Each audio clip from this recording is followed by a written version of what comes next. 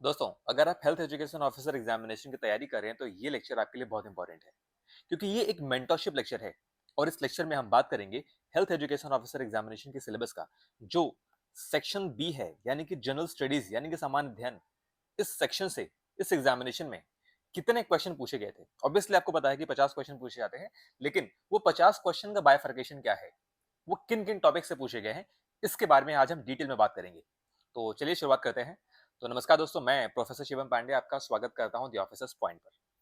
देखिए, सबसे पहले मैं आपको बताना चाहूंगा कि जो जनरल स्टडीज है ना, जो जनरल स्टडीज है, जिसे आप सामान्य अध्ययन कहते हैं, यहाँ से टोटल 50 क्वेश्चन आते हैं, 50 क्वेश्चन आएंगे एज पर द 2005 का सिलेबस, उसका क्वेश्चन पेपर, राइट। ओके, अब ये 50 क्वेश्चन ये कहाँ से पूछे गए हैं, किस सेक्शन से पूछे गए हैं? क्यों? क्योंकि आपको पता है कि जनरल स्टडीज एक बहुत वास्ट सिलेबस है। तो सामान्य अध्ययन का सिलेबस है, काफी बड़ा ही है। ये यूपी जीके और हेल्थ साइंस से भी ज्यादा बड़ा है ना, लेकिन इसका वेटेज इक्वल है। आप इसमें ये समझिए कि इसमें हिस्ट्री भी आता है। हिस्ट्री, वो भी हिस्ट्री तीनों, जिसमें आपका एंशिएंट यानी कि प्राचीन, मेडिवल यानी कि मध्यकालीन, और मॉडर्न यानी कि आधुनिक, ये तीनों हिस्ट्री आएगी सेक्शन में। आप ये नोट करते जाए कि इसमें इसका सिलेबस क्या होता है और कितना बड़ा होता है ये। ठीक है। और दूसरा, इसमें आपको जियोग्राफी भी आएगी, यानी कि भूगोल। और जियोग्राफी में कितने सेक्शंस है? एक तो है geography of India, geography of India यानी कि भारत का भूगोल। और दूसरा है जियोग्राफी ऑफ वर्ल्ड, यानी कि विश्व का भूगोल। इन दोनों सेक्शंस में क्वेश्चन पूछे जाएंगे इस सिलेबस में। देखिए, विश्व का भूगोल का मतलब ये नहीं कि आपको हर एक देश के भूगोल को पढ़ना पड़ेगा। वो छोटा सा सेक्शन है ना। जैसे कि पूरे विश्व में कितनी नदियां हैं, कितने पठार हैं, कौन से इंपॉर्टेंट है, हालांकि कौन से इंपॉर्टेंट है, इसके बारे में आपको पढ़ना है। इसके बाद जो थर्ड है वो आएगा Indian polity, right. Indian polity, इसमें क्या होता है? इसमें एक तो होता है कॉन्स्टिट्यूशन वाला सेक्शन, कॉन्स्टिट्यूशन यानी कि संविधान। और दूसरा गवर्नेंस वाला सेक्शन, गवर्नेंस या एडमिनिस्ट्रेशन वाला सेक्शन, यानी कि प्रशासन वाला, प्रशासन वाला सेक्शन।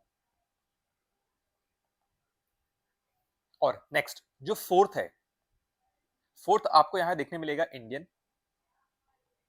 इकोनॉमी, यानी कि भारतीय अर्थशास्त्र, भारतीय अर्थशास्त्र। इसमें इसमें आप जीडीपी, जीएनपी जैसे और बजट जैसे जो टॉपिक्स वो आप कवर करेंगे, है ना। आप इसे नोट कर सकते हैं, जैसे कि जीडीपी, जीएनपी, इसके अलावा बजट, इकोनॉमिक सर्वे, ये सारी चीजें आप इसमें कवर करेंगे। इसके साथ इसी सेक्शन में आपको जनरल साइंस भी मिलेगा,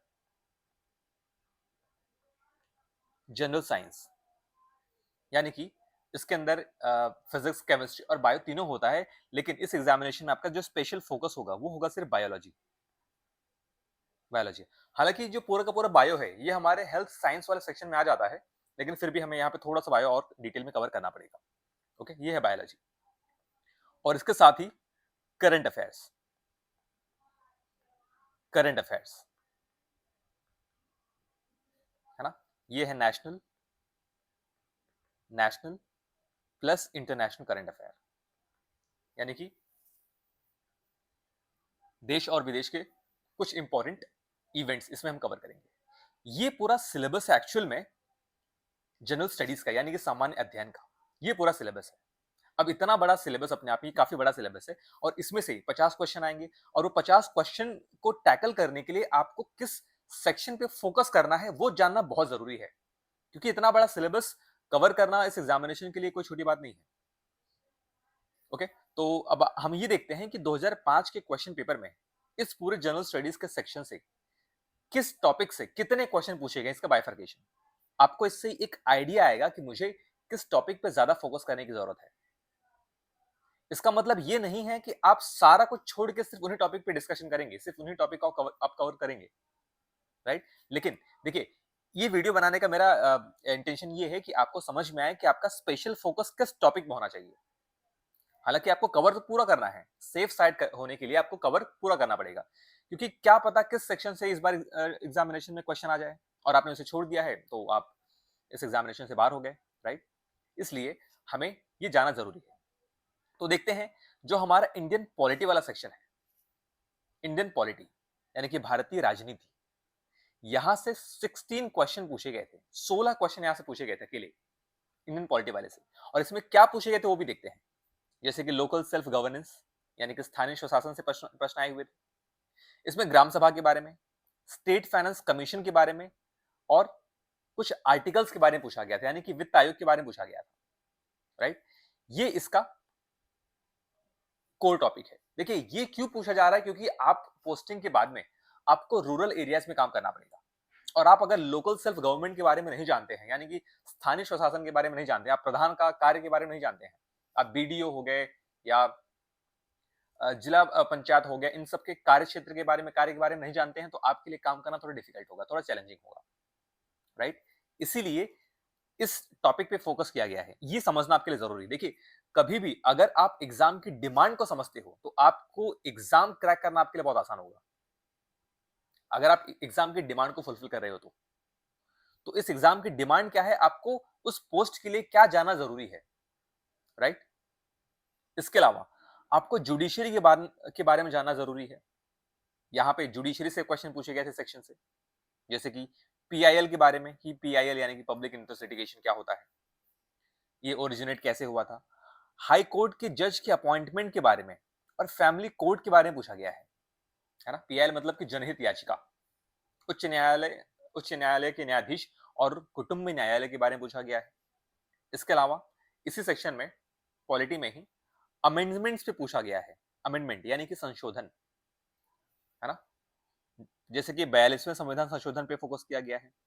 इसके अलावा एजुकेशन किस लिस्ट में आता है वो पूछा गया है। कॉन्करेंट लिस्ट यानी कि समवर्ती सूची के बारे में पूछा गया है।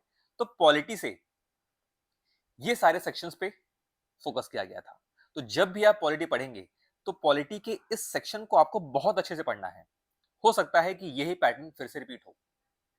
क्लियर है। आगे बढ़ते हैं अगले टॉपिक पे। जो हमारा अगला टॉपिक है वो है हिस्ट्री एंड आर्कियोलॉजी, इतिहास एवं पुरातत्व, जहां से 17 क्वेश्चन पूछे गए थे। 17 क्वेश्चन, ओके। और ये 17 क्वेश्चन का बाइफर्केशन क्या है वो हम कवर करते हैं, यानी कि 17 क्वेश्चन किस किस टॉपिक से पूछे गए थे। तो एंशिएंट हिस्ट्री से पूछे गए थे काफी सारे क्वेश्चन, जैसे कि राखी गढ़ी, महदहा, इन साइट्स के बारे में। हालांकि ये क्या है, ये इंडस वैली सिविलाइजेशन, ये आईवीसी के साइट्स है ना। आईवीसी के साइट है, तो आईवीसी वाला जो सेक्शन है ये इंपॉर्टेंट बन जाता है एंशिएंट इंडिया से, एंशिएंट हिस्ट्री से। इसके अलावा बुद्ध के महापरिनिर्वाण के बारे में पूछा गया था, है ना। इसके बारे में पूछा गया था। तो आपको ये टॉपिक कवर करना, मतलब बुद्धिज्म और जैनिज्म आपको पढ़ना है, स्पेशली गौतम बुद्ध के लाइफ के बारे में, है ना। ओके। सेकंड, रिलीजन के बारे में, जैनिज्म, अगेन ये टॉपिक आ गया, जैनिज्म वर्सेस बुद्धिज्म के बारे में पूछा गया था हिस्ट्री से। यहाँ पे ऋग्वेदिक रिवर्स के बारे में पूछा गया था, नदियों के बारे में पूछा गया था, ये आपको स्पेशल फोकस करना है। इसके अलावा मॉडर्न हिस्ट्री की अगर बात करें तो मॉडर्न हिस्ट्री में 1857 का जो रिवॉल्ट था उसके बारे में, यानी 1857 की क्रांति, और 1857 में जो यूनिवर्सिटी स्टैब्लिश किए गए थे उसके बारे में पूछा गया था। टीपू सुल्तान के बारे में पूछा गया है, राइट। अच्छा देखिए, जब भी आप मॉडर्न हिस्ट्री पढ़ेंगे, जब भी आप हिस्ट्री पढ़ेंगे, हिस्ट्री के दो सेक्शन इंपॉर्टेंट है ना। एक तो क्या है, history of India, history of India, यानी कि इसमें आपको तीनों सेक्शन कवर करना है, एंशिएंट, मिडिवल और मॉडर्न, राइट। और इसके अलावा आपको नेशनल, इंडियन नेशनल मूवमेंट पे स्पेशल फोकस करना है, इंडियन नेशनल मूवमेंट,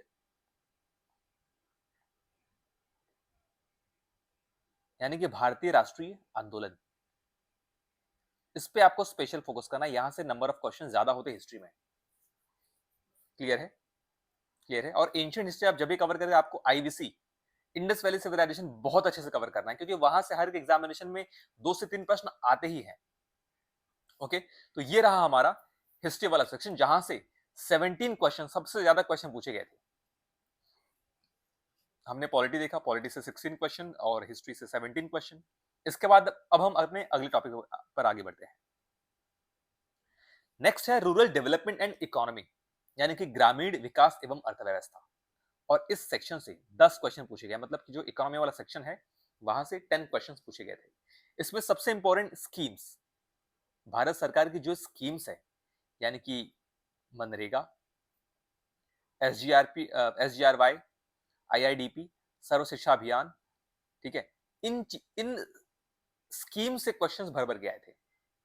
तो आपको ये ध्यान देना है इस बार पढ़ते समय कि जो स्कीम्स है भारत सरकार की और उत्तर प्रदेश सरकार की, उस पर बहुत अच्छे से फोकस करना है। खासकर खासकर जो रूरल एरियाज के लिए बनाए गए हैं, जो एजुकेशन और हेल्थ से रिलेटेड है, यानी कि शिक्षा और स्वास्थ्य से रिलेटेड है, उन स्कीम्स पर आपको बहुत अच्छे से फोकस करना है।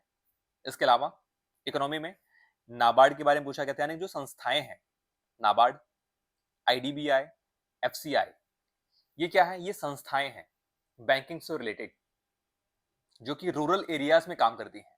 एफसीआई यानी कि फूड कॉर्पोरेशन ऑफ इंडिया, जो खाद्यान्नों से रिलेटेड ये काम करता है। और नाबार्ड क्या है? एग्रीकल्चरल, ये क्या है? नेशनल एग्रीकल्चर बैंक के बारे में ये नाबार्ड इंस्टीट्यूशन है ना। ओके, इसके अलावा आईडीबीआई के बारे में पूछा गया था, राइट। तो ऐसे जो इंस्टीट्यूशंस हैं जो कि रूरल एरियाज में काम करते हैं, ओके, उन इंस्टीट्यूशन को आपको बहुत अच्छे से कवर करना है। इसके अलावा एग्जीक्यूशन, यानी कि डीआरडीए का रोल क्या है, पीडीएस सब्सिडी यानी कि पब्लिक डिस्ट्रीब्यूशन जो सब्सिडीज है, इसके बारे में पूछा गया था जिला स्तर पर। डीआरडीए और पीडीएस सिस्टम, यानी कि जो रेशनिंग सिस्टम है, जहां से आपको चावल और गेहूं आपको कोटे से मिलता है, ठीक है, ये सिस्टम कैसे काम करता है, इस पे फोकस किया गया था।